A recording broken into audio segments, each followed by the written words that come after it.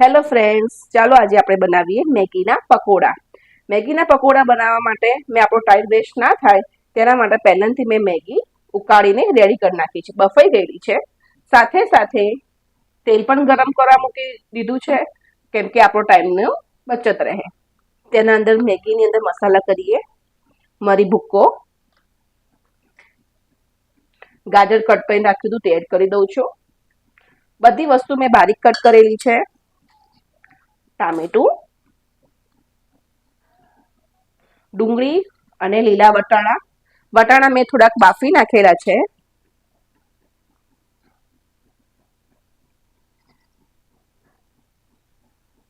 Red chilli flakes, Maggi મસાલો, થોડુંક તીખું કરવા માટે મેં લીલા મરચાં ક્રશ કરેલા છે. સાથે આપણા મસાલા એડ કરું હું.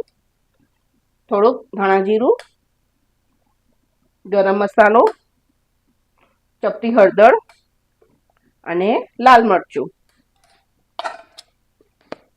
મીઠું એડ કરીએ સ્વાદ અનુસાર.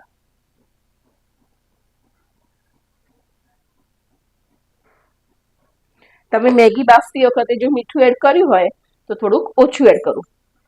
મિક્સ કરી દઈએ થોડું થોડું કરીને.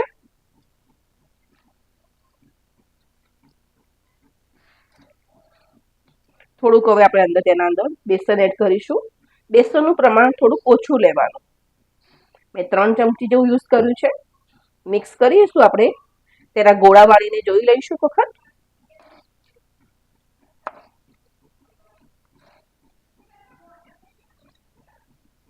હું હાથની મદદથી મિક્સ કરું છું. તમને બીજી પણ કોઈ પણ પ્રકારનું શાક પસંદ હોય તમારા બાળકોને તો તે પણ તમે આના અંદર એડ કરી શકો છો.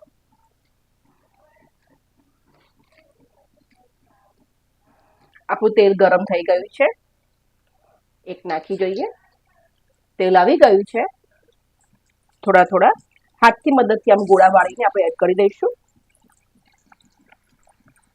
આ રીતે આપણે બધા જ મેગી પકોડા રેડી કરી લઈશું.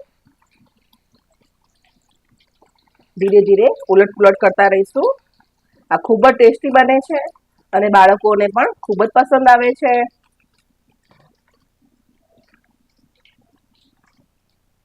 થઈ ગયા છે. અલગ ડીશમાં લઈ લઈએ અને આ રીતે બધા જ આપણે પકોડા તળી લઈશું.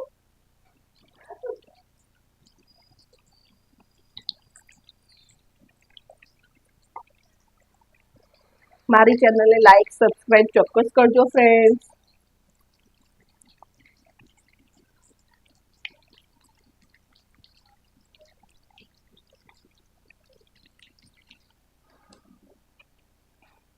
બહુ જ સરસ બને છે ફ્રેન્ડ્સ. આ તો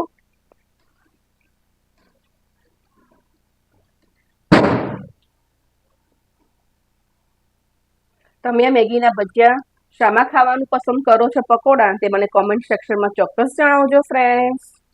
થેન્ક યુ ફોર વોચિંગ.